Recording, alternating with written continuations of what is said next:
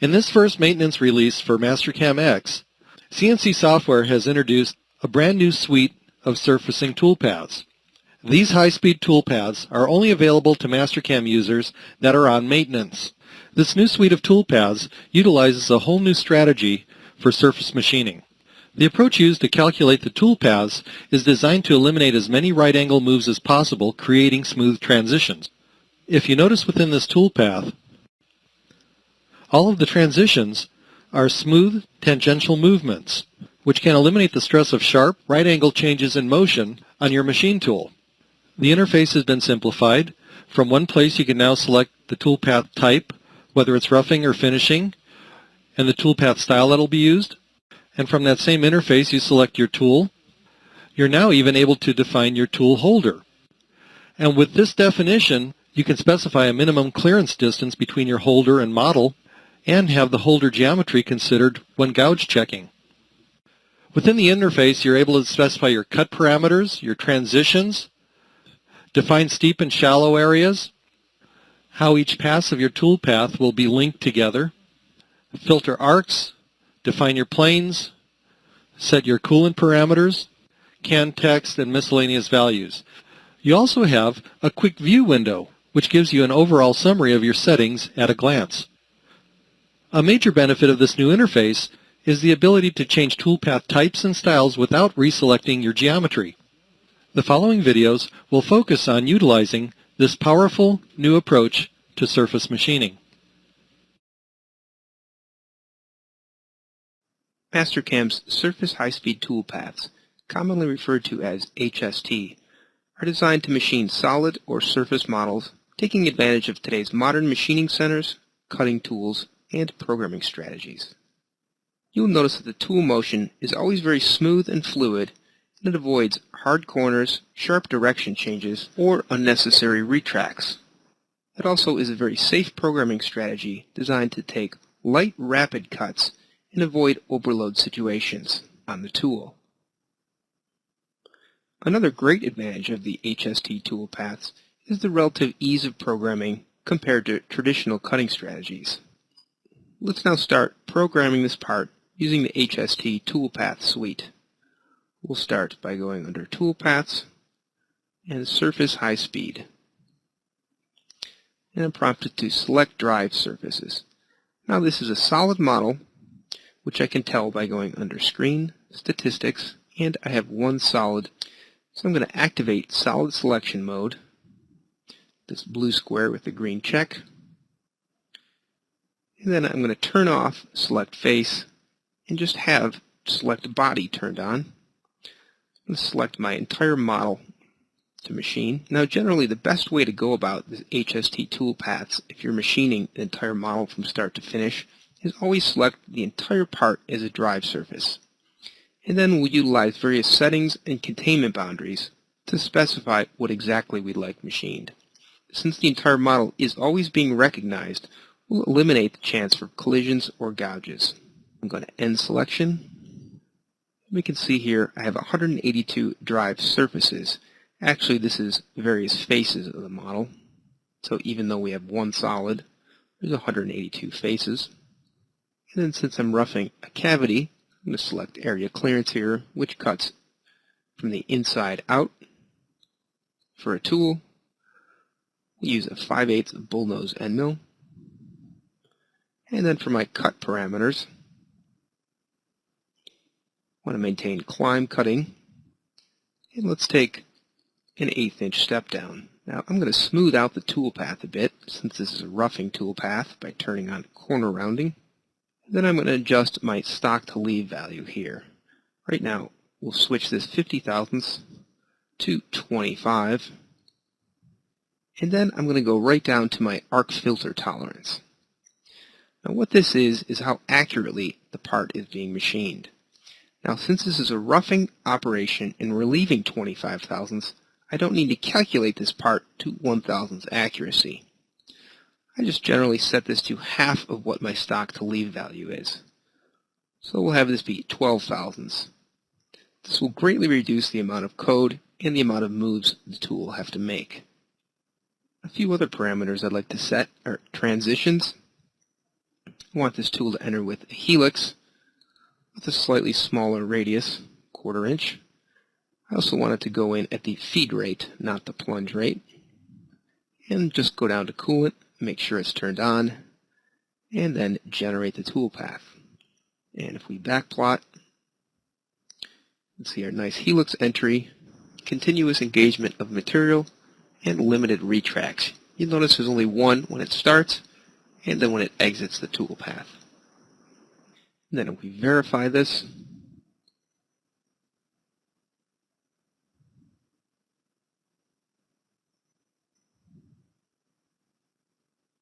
it looks pretty good. And now we can move on to some rest milling and semi-finishing operations.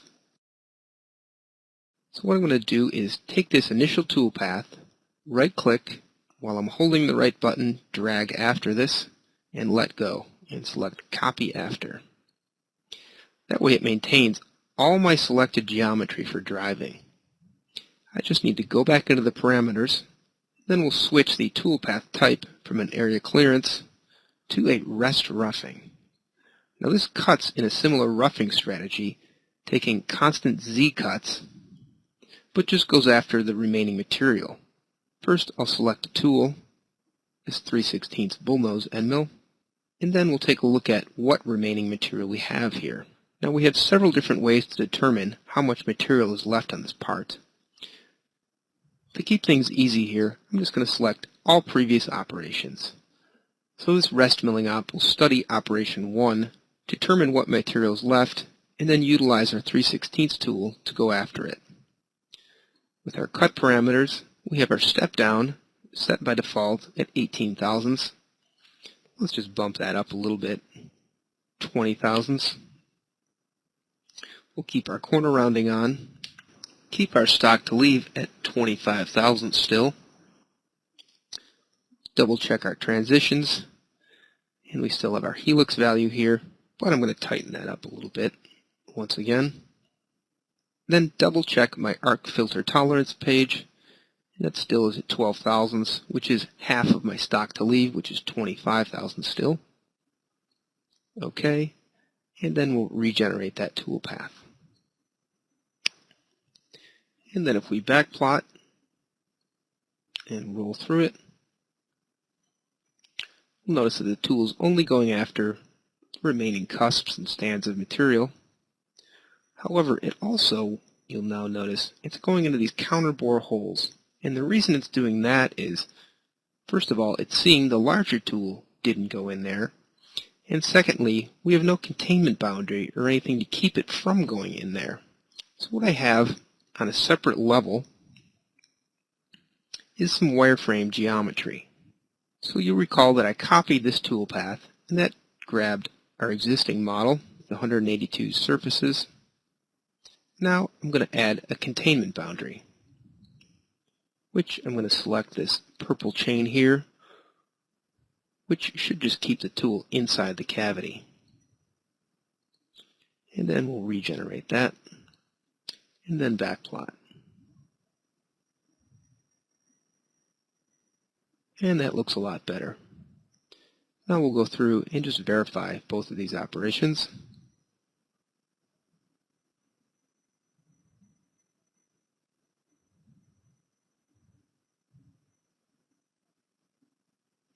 And there we can see the pink region is what our rest milling hit, which is exactly what we wanted, the region that the 5/8 bull rougher couldn't get into. Now for the next video, we'll go into finishing this model.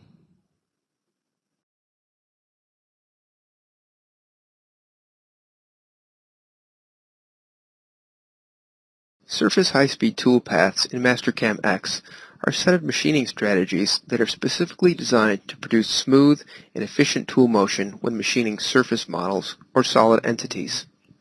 Mastercam creates these strategies to take advantage of today's high-speed machining centers, in particular utilizing high feed rates with advanced motion to smooth sharp corners, reduce read tracks, and keep the tool engaged in the material for the maximum amount of cut time.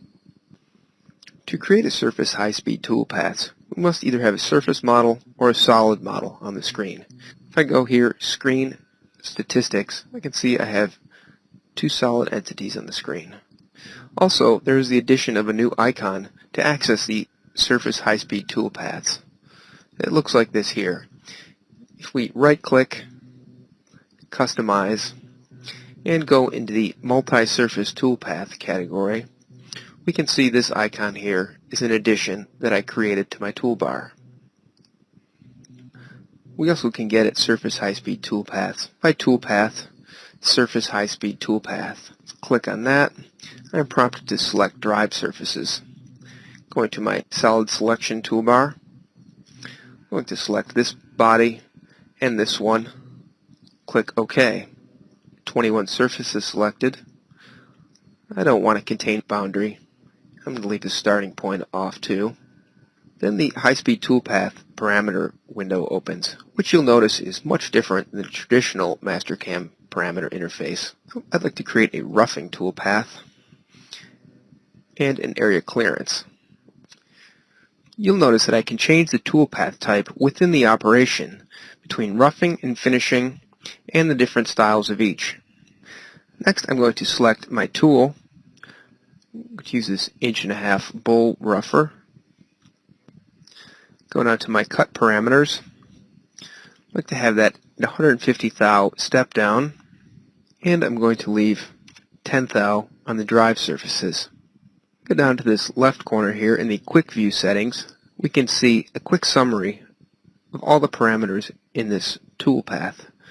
The tool, the diameter, the feed rate, the spindle speed, and so on. I'm going to leave all the other parameters at their defaults, click OK, and let the tool path generate itself. You can see now if I go into backplot,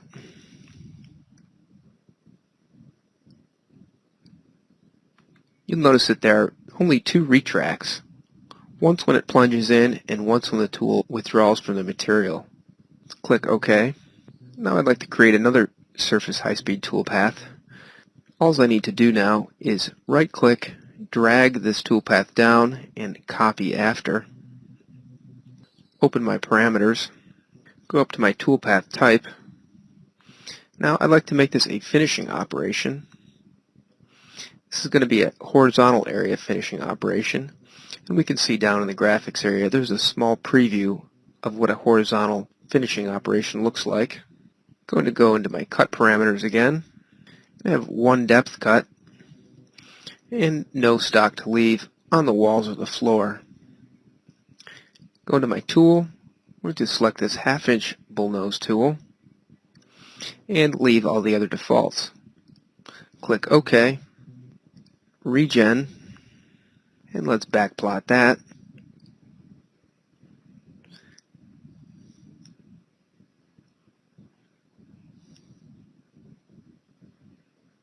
And we finish these horizontal areas here. Let's zoom in a little bit and take a closer look at the moves of this toolpath. We can see the high-speed nature of the toolpath is it plunges in once into the material, stays in contact with the surface, and in between passes it makes small loops and arcs as transitions between passes and surfaces. That eliminates the machine having to jerk from rapid XY changes. The tool may look like it's traveling a further distance, however it's traveling at a high rate of speed and hard corners and sharp servo movements are eliminated. So you can see it was very easy to change toolpath style by copying the toolpath and then changing the style of toolpath within there. Let's do that one more time. I will right click, copy after, again go into parameters, toolpath type. Now I'd like to create a scallop toolpath. You can see here my drive surfaces remain the same. We'll go into cut parameters. I'm going to leave a 50 thou step over here. And I'd like to cut to the model, so 0 stock to leave. I'm going to leave all the other defaults here. We can see the quick view settings. I'm using that 1/2" tool. And here's my speeds and feeds and offset numbers for the tool. Click OK. Hit regen. Now I paused the video while this toolpath generated. It may take a few minutes for your computer to generate the toolpath. Now if I backplot that scallop toolpath,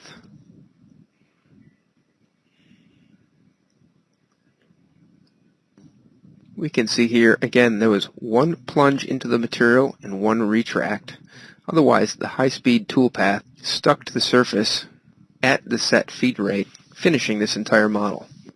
If you look closely at the backplot here, you'll notice there is one pass around the perimeter of the model, so I might like to add a containment boundary to keep the toolpath entirely in the cavity. Let's go ahead now and verify that.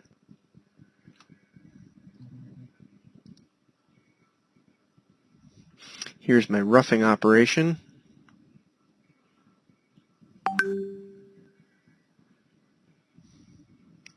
My horizontal area finishing. And now we have the scallop finishing.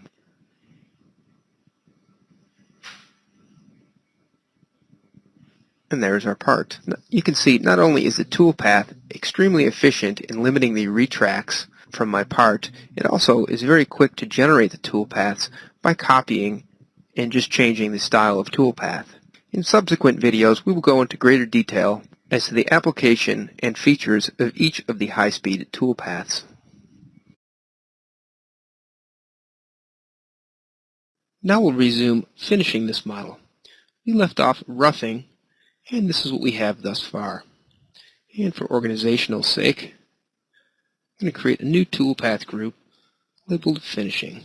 And I'm going to start by selecting my last operation, right-clicking, and dragging it down, copy after. That way this ensures that I have all the drive surfaces and any other ancillary geometry. Then I'll go into my parameters, toolpath type. Now I'm into finishing here. The first thing I want to do is just finish the flats, which is the horizontal areas. For a tool, I'm going to keep that 3/16 bullnose end mill. And then for cut parameters, I'm going to be climb cutting, just one depth of cut, just finish it to size. But now I'm going to change my stock to leave on the walls to 0 and the floors to 0. Subsequently, I need to go into my arc filter tolerance page and increase the accuracy with which this model is going to be machined. Let's just say I have 1/1000th tolerance here. Then we'll go up through some of the other parameters.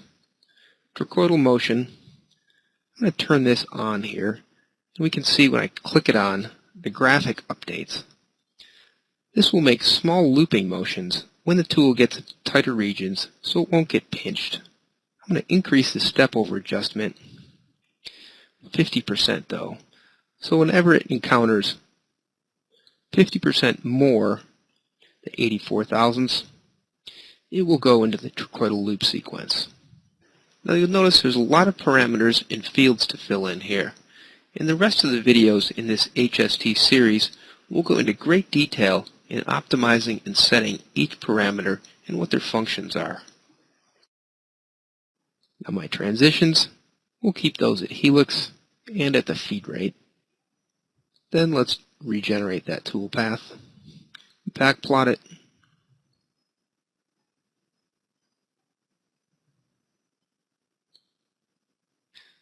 and we can see we have another issue encountered. The tool is trying to scrub along the top of the part here, which we don't want. We just want the floors and the tops of these bosses. So an easy way to deal with that, just go into our parameters, and then up to our cut parameters, and then our containment boundary. Right now it's set to center. I'm going to switch it to the inside, so it will keep the tool completely inside the cavity. OK, and then regenerate, backplot.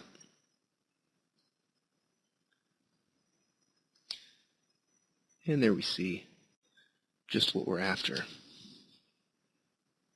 If we zoom in a little bit here on a nice detail, we can see that trochoidal motion I was talking about, where the tool makes its first pass through the floor there, and it will be plowing full width through. It's making small loops, nibbling away at the material. And then where it encounters less material and utilizes its step over, it doesn't perform the loops anymore. Now let's go ahead and add some more finishing ops here. I'm going to take my last operation here, right-click, hold it down, and copy after. Now I'm going to focus on these fill gates here on the end. We'll go to the parameters, toolpath type. Now a raster would be a good choice. However, I'm going to adjust my containment boundary here now, unload my current boundary, select a new one, like that one, and this one over here. And then for tool, we'll use this 1/4 inch ball end mill. And then to cut parameters, I'm going to have zigzag passes, but tighten up the step over to 10/1000ths. And then my tool containment. I'm going to let the tool go outside the boundary a little bit, just to make sure we clean up the edges. And then to steep shallow. Now here, my horizontal tool finished 0-degree floors, so I'm going to keep this tool between 1/4 degree and 90 degree. OK, and then regenerate. A quick back plot will show us nicely machining those fill hole areas. Now let's move on to finishing the rest of this model. And I'm going to copy that raster, go into the parameters, and I'm going to try and finish all the vertical surfaces and shallow sloped and steeply sloped areas with a waterline toolpath. In containment, I've got to switch that out, so unselect and then reselect. I'm going to pick this purple interior boundary here, and then for a tool, here I have a tapered ball end mill, so it has, here I have a tapered end mill, which the end is flat with 140 thousandths radius, and it's got a 10-degree taper to it. Cut parameters, step down 14 thousandths, that's probably adequate. And I want it to climb cut here. And tool containment, switch that to the center. And then steep shallow, let's take a look at that. Now waterline does not perform well in shallower areas, so I'm going to limit this toolpath to 30 degrees to 90. We'll create another toolpath that will work from 0 to 30. Exit and regenerate, and then backplot.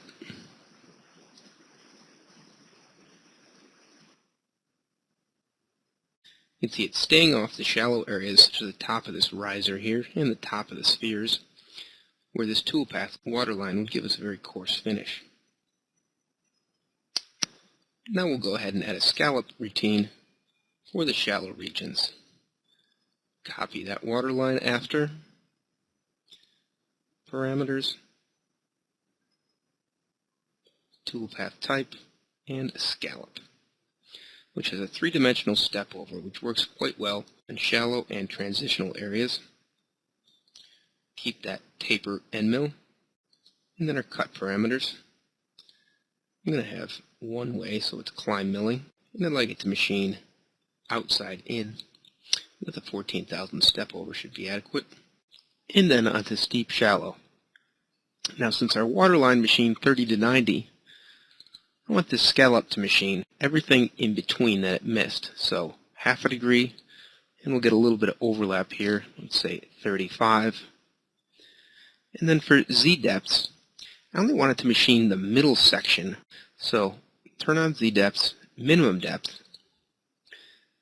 I don't know what that depth exactly is, so I'm going to right click and select Z coordinate of a point, which takes me out to the screen. And I want to start with that scallop about midway down this fillet here. That automatically enters that value. And the maximum depth, right click, Z coordinate of a point, and then about the upper portion of that lower fillet. It fills in those values for me, and now I'm ready to regenerate.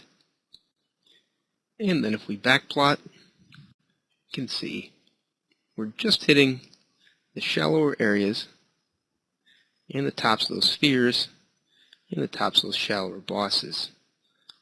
Those are the regions that waterline toolpath did not hit. Okay, now there's one final toolpath we'll utilize to clean up the fillets and really crisp up this part. I'm going to take that scallop, right click, copy after, go into the parameters, toolpath type, we're going to switch this to a pencil, which will trace all the creases and intersections. Tool, I'll keep that tapered end mill, and then cut parameters. I'm going to go one way, step over of 15 thousandths, and I'd like 4 offset passes. So that will be 4 on each side of this toolpath and 1 down the middle. So this will be a total of 9 passes. Once again, this is a rather sophisticated toolpath with a lot of different parameters. I encourage you to watch the full video in the HST series here to really understand how it works. And I'm going to enter in a reference tool diameter and an over thickness. Go to my steep shallow and make sure that this toolpath can see the entire model. Turn off use Z depths and then regenerate.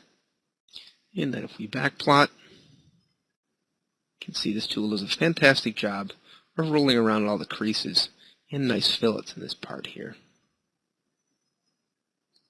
And then for our final step, we're going to verify this entire part start to finish.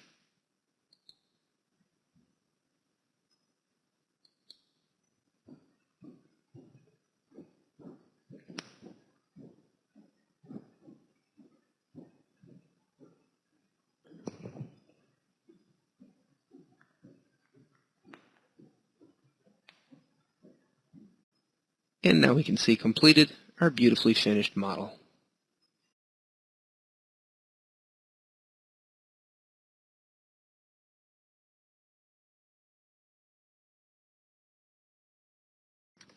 In this video, we will look at the surface high-speed toolpath roughing techniques. Here I have a part that we could consider the core of a mold.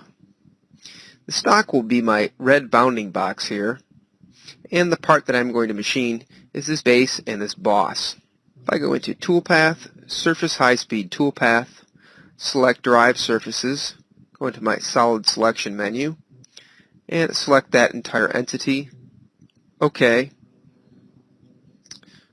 OK.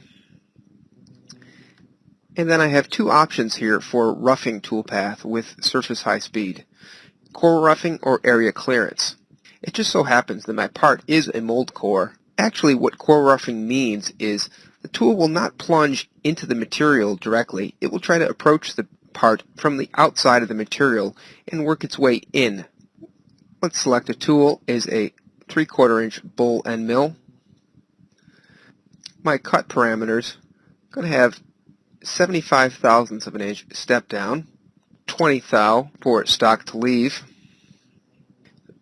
and for steep shallow, I just wanted to machine the top of the part to the base.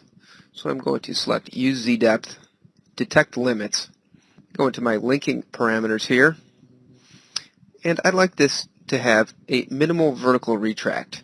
You will see after we generate the toolpath there will be retracts in here, while the tool attempts to always maintain a climb cutting style of engagement.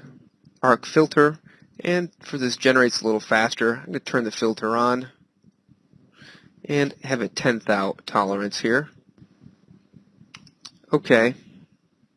And my toolpath generates. Go ahead now and backplot that. And you'll see my tool is plunging into the material from the outside of my boundary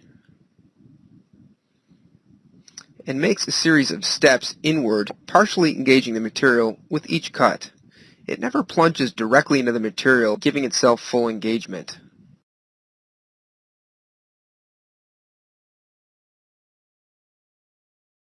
Let's go ahead now and verify that. And we can see here that the tool is machining the part equally from either side and constantly maintaining a climb cutting condition. Let's now go ahead and copy this tool path. So I will drag down, copy after. I'm going to keep all the same parameters that I set for my core roughing, but I'm going to change this to an area clearance. Click OK and regen. Let's backplot that now. You notice the tool, it makes a helical move into my material, but cuts from inside out. Let's go ahead now and verify that.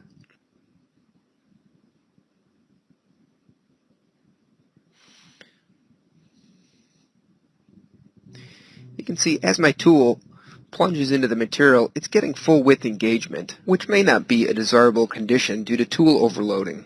Whereas with my core roughing strategy, it always maintained a partial engagement by stepping into the boss. Now it stepped in the amount that I had set here in the cut parameters. My XY step over was 45% of the tool diameter. It maintained a much more constant tool load than the area clearance tool path that was plunging directly into the stock. You will probably also have noticed that with each of these different tool paths, the end result was the same. So there really is no wrong tool path to use here, but it's up to the user to decide exactly how they'd like the part machined.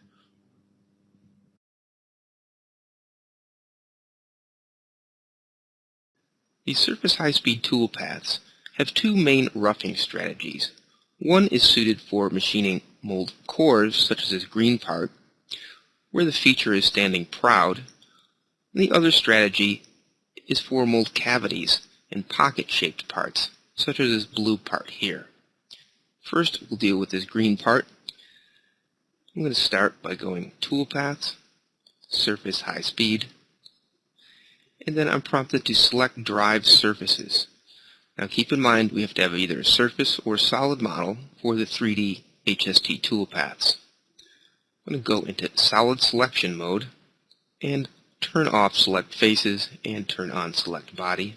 Grab my entire part and selection. You can see I have 27 drive surfaces. Now this is actually faces of that solid. Now the best strategy for machining surface models is to select the entire part as drive surfaces. Even though we're not going to be really machining the sides or the bottom with this tool path, the easiest and quickest and safest way is just grab the whole model. And then our roughing strategies. Since we're cutting a core, we'll select this one here, core roughing. And what that does is it cuts from the outside in, working its way towards the center of the part.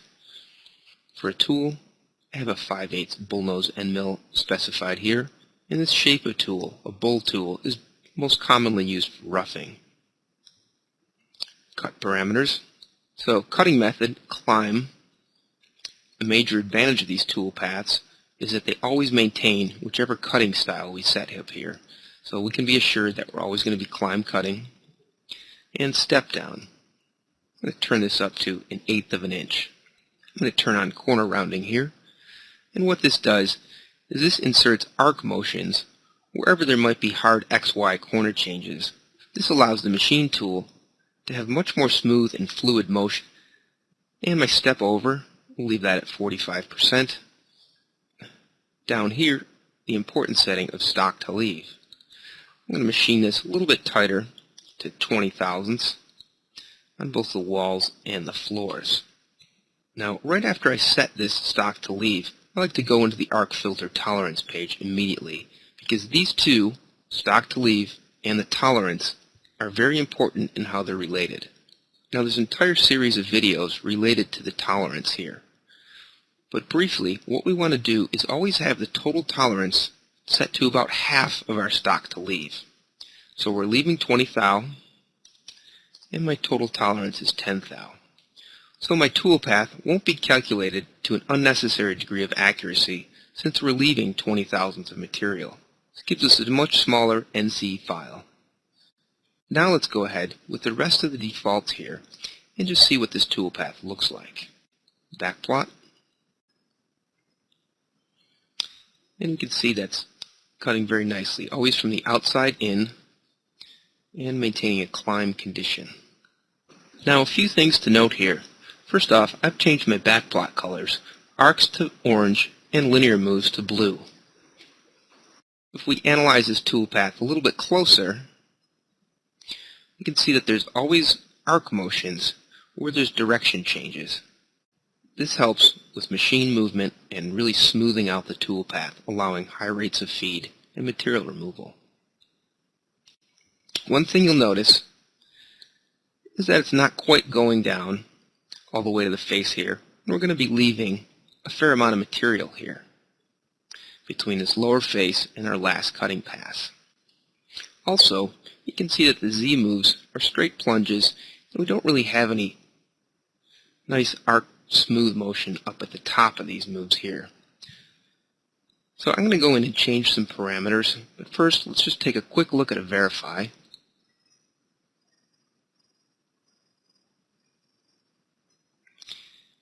And yet another thing I just picked out is I've got more material up here in these taller stands than I really want.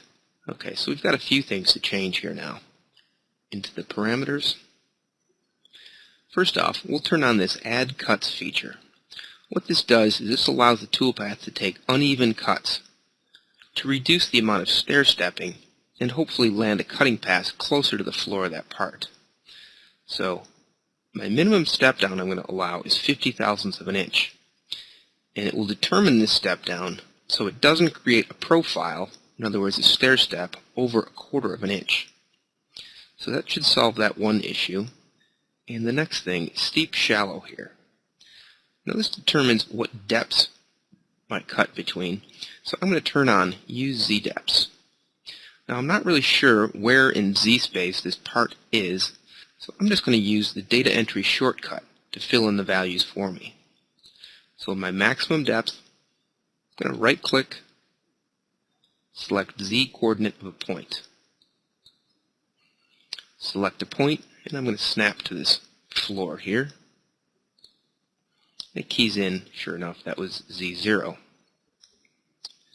Then for my minimum depth, right click, Z coordinate of a point. I don't have any points to snap to, but I do have my stock drawn on a separate level here. So I'm going to pick up the top of that stock. And there we have a little over 800 thou. So that's two issues we've solved. The next thing is the linking parameters. Now this graphic here gives us a nice interpretation of what the tool is doing in its Z moves and in between cuts. Right now I have minimum vertical retract. If I switch this to minimum distance, the tool will make arc motions and also rapid in X, Y, and Z simultaneously to get to the next cutting pass. However, it's very important if you have minimum distance on to always have output feed move on. You never want to allow it to go into a rapid motion, because if your machine doglegs or does not travel in a single vector when it's doing a G00 rapid move, you could clip off parts of your model, or worse yet, have a collision. So always keep this in output feed move. That way Mastercam always has a control over the toolpath. OK, regenerate, and then backplot. And now we can see those looping motions, which is that minimum distance we just turned on. And then we can also see the cutting passes taking place much closer to the floor of this part. If we look at this closely, you can see that there's uneven passes here. That's where that Add Cuts feature turned on for us. And we'll go into a verify.